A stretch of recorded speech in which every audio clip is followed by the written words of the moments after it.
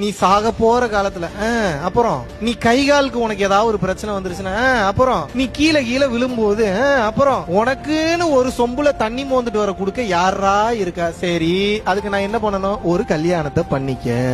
இப்ப கல்யாணம் பண்றத நான் தப்புன்னு சொல்லல, ஆனா அந்த ஸ்டேட்மெண்ட் தப்பு. என் பொண்டாட்டி தான் என்ன காப்பாத்துவா, என் புருஷன் தான் என்ன காப்பாத்துவான்னு நீங்க நினைச்சீங்கன்னா மிகப்பெரிய அறியாமை, மிகப்பெரிய முட்டாள்தனம். இப்படி உங்களுடைய வாழ்க்கையை வாழக்கூடாது. நீங்க கல்யாணம் பண்ணிக்க, குழந்தைய பெத்துங்க, ஆனா கல்யாணம் பண்றவ கடைசி கூட வரமாட்டான்ற நம்பிக்கையோட கல்யாணம் பண்ணி தாலி கட்டணும்.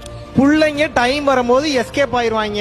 அவங்களும் இப்படித்தான், இந்த படைப்பு இப்படித்தான். இந்த புள்ளைங்க எனக்கானது இல்லன்றத உணர்ந்து குழந்தை குட்டியை பெத்துக்கணும். இந்த புள்ளைங்களுக்கு சேர்த்து வைக்கிற சொத்துனால இந்த புள்ளைங்க நாளை பின்ன என்ன நல்லா பாத்துப்பான்னு நான் நினைச்சேன்னா அது என் முட்டாள்தனம், அது என் அறியாமை. அவனுக்கு என்ன விதி எழுதப்பட்டிருக்குன்னு தெரியல, எனக்கு அந்த அறிவு எனக்கு கிடையாதுன்றத புரிஞ்சு சொத்து சேர்த்து வைங்க. அவன் மொத்தத்தையும் எடுத்துட்டு போனாலும் வலிக்காது உங்களுக்கு. இப்ப பிரச்சனை என்னன்னா, நீங்க பண்ற ஒவ்வொன்றுக்கு பின்னாடி ஒவ்வொரு எதிர்பார்ப்பு இருக்கு. ஏன் கல்யாணம் பண்ணிக்கிறீங்க? ஏன்னா அவர் என்னைய நல்லா பாத்துப்பாரு, 3 வேளை சோறு போடுவாரு. வலிக்கும். நாளை பின்ன ஏதாவது மாறு. எப்படி நாளைக்கு என்ன சீன் எழுதிருக்குன்னு உங்களுக்கு எப்படி தெரியும்? எனக்கே தெரியாது நாளைக்கு என்ன சீன் எழுதிருக்குன்னு. இப்ப நான் ஜெயிலுக்கு போயிட்டு வந்தேன், எத்தனை பேருக்கு தெரியும்? கனவுல கூட நினைச்சு பார்க்கலாம் நான் புழல் ஜெயிலுக்கு போயிட்டு வருவேன்னு. ஆனா போயிட்டு வந்தேன். ஏன் போயிட்டு வந்தேன்?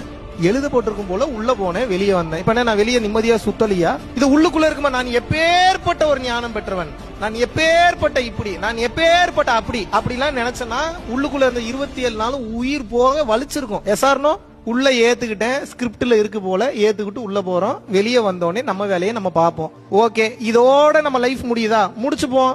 இல்ல இன்னும் நம்மளோட சாப்டர்ல கண்டினியூ இருக்கா? கண்டினியூ பண்ணுவோம். அவ்வளவுதானே. இப்ப ஜெயிலுக்கு போயிட்டு வந்ததுனால நான் கெட்டவனும் இல்ல, நல்லவனும் இல்ல. It's just neutral state. அப்படின்னா என்ன? ஒவ்வொரு சீனும் நடந்துகிட்டு இருக்கு.